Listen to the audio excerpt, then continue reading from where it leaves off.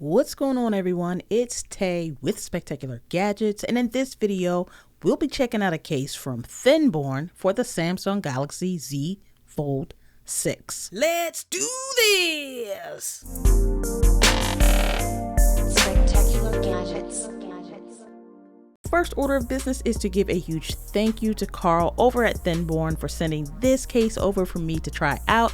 I truly do appreciate it. If you're the type of person that likes to have a thin case, then welcome, you're in the right place. And if you find yourself liking this case, it's currently going for $90 on Amazon. I noticed you noticing the presentation of the case. ThinBorne does this the best in my opinion. You can actually reuse this box if you wanted to. Just throwing that out there. Just kidding, it didn't sound like that. FYI, some of the wireless chargers work better with this case than others, so please just keep that in mind. I will also test out the MagSafe chargers that I have, so you guys can also take a look for yourselves.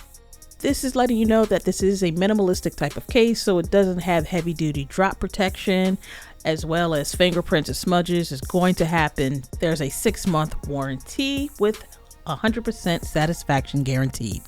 If you're used to ThinBorne, then you know these things are super duper thin, but they look good though.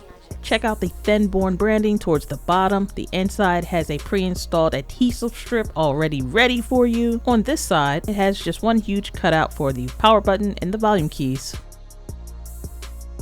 They also include plenty of extra adhesive strips just in case you need it. One of the spots that you will place the replacement strip is right here where my thumb is, but I also want to bring your attention to the MagSafe charging component that's right there. So just don't forget, this does have MagSafe.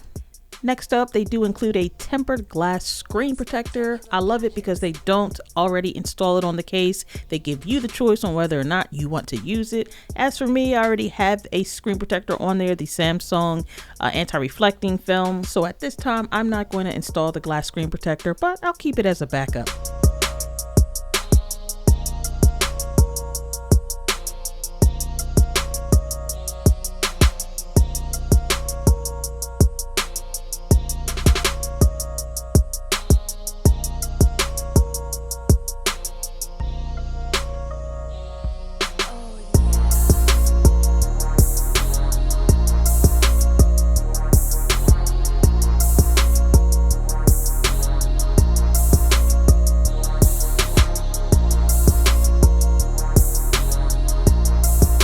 I'm going to start with the back part of the case, and I'm actually not going to peel the adhesive backing off. I'm more so just going to fold that little tab on the inside, but you would pull this off and peel it off and it will have a sticky part.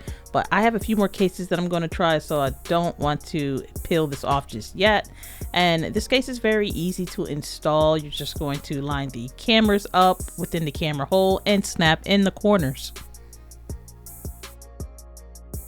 Same thing with the front part of the case. Pull off the adhesive and just place it onto the phone. And now I'm just showing you the cutouts are precise, as you can see. Speaker holes, microphone, all that stuff, they have the holes cut out perfectly. Towards the bottom, you have the same precision of cutouts. This case definitely does not add any type of bulk to the device whatsoever, plus the design looks nice and the carbon fiber look just adds to the appeal. As you saw with the wide cutout for the fingerprint sensor, you're not going to have any issues unlocking that device, nor will you have any issues with that sidebar menu.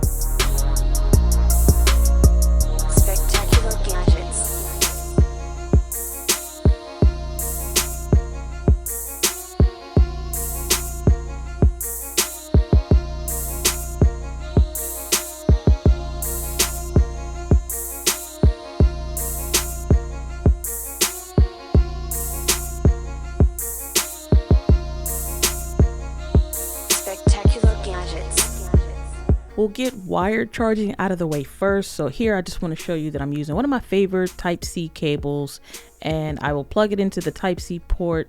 And as you see with the ThinBorne, the cutout for the Type-C port is just fine. These are some of the chargers that I could find. So we'll start with the Anchor charger. This is the one they actually recommend to use with the ThinBorne case. So we'll take a look at this now.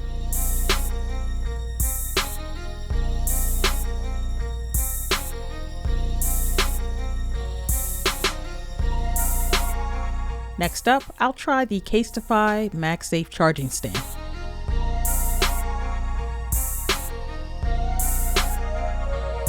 Next up, I'll try the Pataka 2-in-1 type of MagSafe charging system.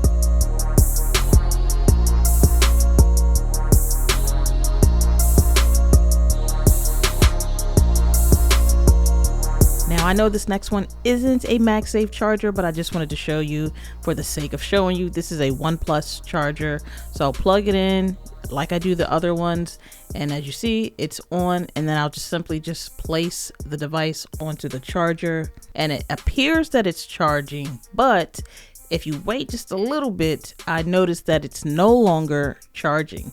So this is one of the ones that is not going to really work out. And this is not just for this case or even this device. It's just with certain phones, that little bump out that they have for the air vent to come in, it just isn't compatible. This next MagSafe charger, I'm not really sure what the brand is, but I just wanted to show you all of the ones that I could find. So again, this is MagSafe compatible and it is ready to go. So I'll just place the device onto the charger, and as you see, this one, it acts as if it's going to charge, but it's a little too wide, and that camera hump is kind of keeping the MagSafe circle from matching up. So it doesn't appear like this one's going to be a go. Okay, bear with me, we're almost done. I'm testing out this Samsung charging bank, but it also has a wireless charger. This is not a MagSafe charger, but I just kind of wanted to show you again. This one actually works. It has a slight wobble, but it's still going to charge the device with this case. And finally, ladies and gentlemen, I have the last charger, and this is a 3-in-1 type of charger. This is one that I actually travel with a lot because it has also a watch charger, showing you that it is plugged in and it's ready to go.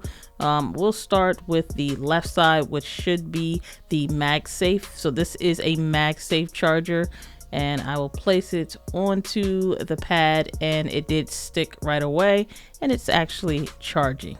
Now for the right side of the pad, this is just a regular wireless charger, and you're going to have to place the device on the charger just right. As you see, it started to charge and then it's not. I have to place it on just right in order to charge the device correctly using the regular standard wireless charging. All right, one thing that I didn't mention that you're obviously seeing right here is that this is a thin, minimalistic case, so no hinge protection. If that is a problem for you, then this case is not for you. Another thing is there's no place to hold the S Pen while you use this case. Let me show you the process to remove this case if you're going to change it out. It's really easy. I've removed the first part of the case, which is the front, and then the back just comes off. Just be careful not to put any major pressure on the actual screen while you're doing this. Well, that about wraps it up for this video.